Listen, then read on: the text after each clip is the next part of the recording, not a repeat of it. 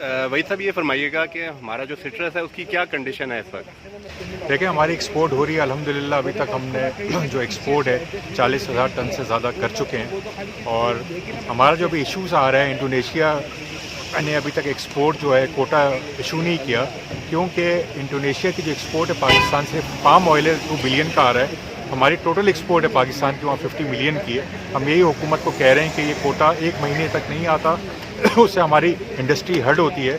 तो हम यही उनको कह रहे हैं कि इंडोनेशिया हुकूमत से बात की जाए कि ये कोटा खोला जाए, इसलिए कि 1 महीने का गैप बहुत बड़ा गैप होता है।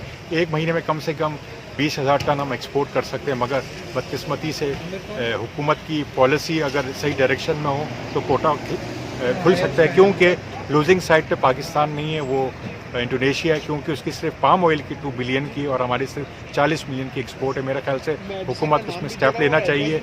और 9 साल से ईरान की एक्सपोर्ट हमारी बंद हुई है, जो मैं उस वक्त जो थी हमारी, जब बंद होने से पहले सेकंड लार्जेस्ट मार्केट थी हमारी ईरान, जो 9 सालों से इंपोर्ट परमिट इशू नहीं कर रहे। मेरा ये कहना है, अगर हम ईरान से प्रोडक्ट मंगा सकते हैं पाकिस्तान की मार्केटों में, तो पाकिस्तानी प्रोडक्ट ईरान में क्यों नहीं जा सकते। अच्छा, ये बताइएगा कि हमारी जो वैरायटीज़ हैं उनके हवाले से भी आपने बात की, तो वैरायटीज़ में क्या इशू आ रहा है सिट्रस की।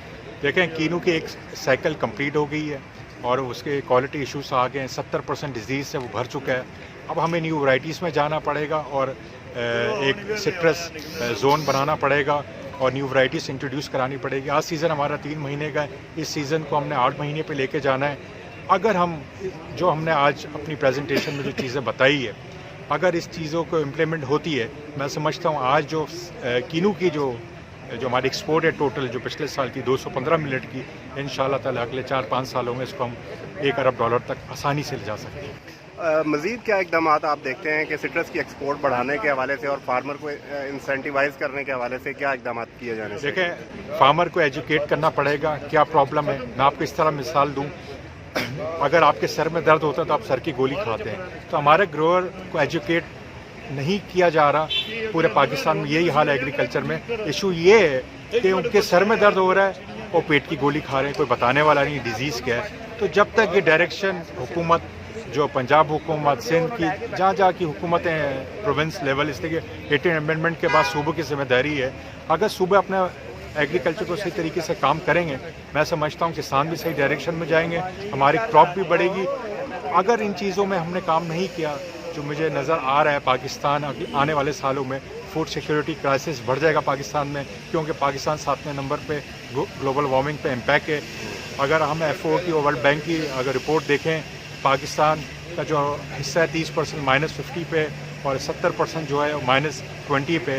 तो हमें स्टेप लेना पड़ेगा, इसलिए कि दुनिया ने ग्लोबल वार्मिंग पे काम कर लिया है, न्यू सीड्स पे काम किया है, जो कम पानी भी लेती है और जो है उसकी डिज़ीज़ फ्री भी है। तो हमें भी अपनी अडॉप्ट करनी पड़ेगी न्यू टेक्नोलॉजी, मॉडर्नेशन पे जाना पड़ेगा। अगर जिस तरह हम 72 साल में एग्रीकल्चर में लगे हैं, तो मेरे ख्याल से अगर इसी तरीके से लगे रहेंगे तो ये मुस्तकबिल एग्रीकल्चर का नहीं हो। मैं यही कहूँगा, पाकिस्तान के पास बहुत बड़ी अपॉर्चुनिटी है एग्रीकल्चर की। मैं सिर्फ बात करूँगा, पाकिस्तान 5 सालों में $25 अरब तक भी जा सकता है और पाकिस्तान ज़ीरो पे भी जा सकता है और अपने मुल्क के अंदर क्राइसिस भी बढ़ सकते हैं।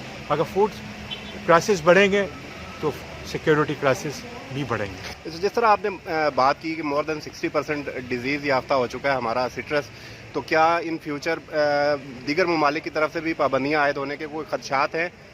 देखें, पूरी दुनिया में फूड सिक्योरिटी जो है और फूड हेल्थ और फूड हेल्दी और जो फूड सेफ्टी है वो बहुत बढ़ती जा रही है हर साल। तो हमारे पास इश्यूज आते जा रहे हैं, प्रॉब्लम बढ़ती जा रहे हैं। मैं यही देख रहा हूँ कि हम अपने प्रोडक्ट के ऊपर काम नहीं कर रहे और उसकी वजह से हम हर साल डिक्लाइन की तरफ जा रहे हैं। ये नहीं कि दूसरे मुल्कों के अंदर जो हमारी क्रॉप जारी है, ये नहीं कि हम आने वाले सालों में बैन ना हो जाएं दूसरे मुल्कों में। तो मुझे ये भी एक डर है कि हमारी जो एक सेक्टर हॉर्टिकल्चर का जो 670 मिलियन है, वो भी अलार्मिंग पोजीशन के ऊपर है।